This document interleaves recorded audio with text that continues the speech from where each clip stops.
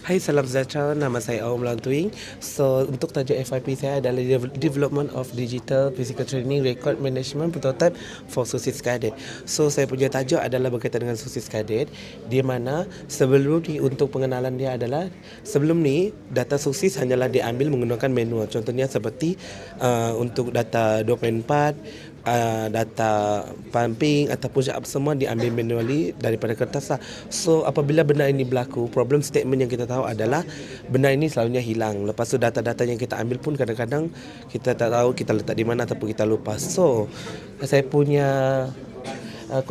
conceptual framework saya adalah di mana saya akan daripada manual training record tadi tu saya jumpa, saya cari dulu problem identifier dia di mana.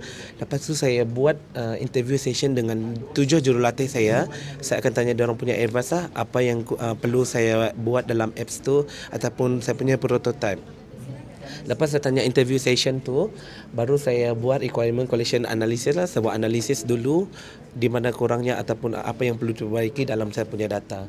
Lepas saya buat tu, baru saya design satu prototype. Yang saya design adalah di Figma. Seperti yang kita dapat lihat di sini, ini adalah contoh-contoh design prototype apps untuk SOSIS punya.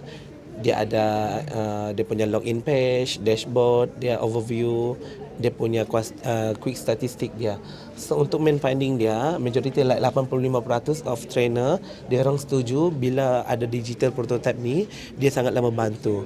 Lepas tu 100% juga trainer setuju bahawa dengan adanya dashboard macam ni, dia memudahkan lagi pekerjaan dia orang. Itu saja daripada saya. Thank you. Thank you. All the best.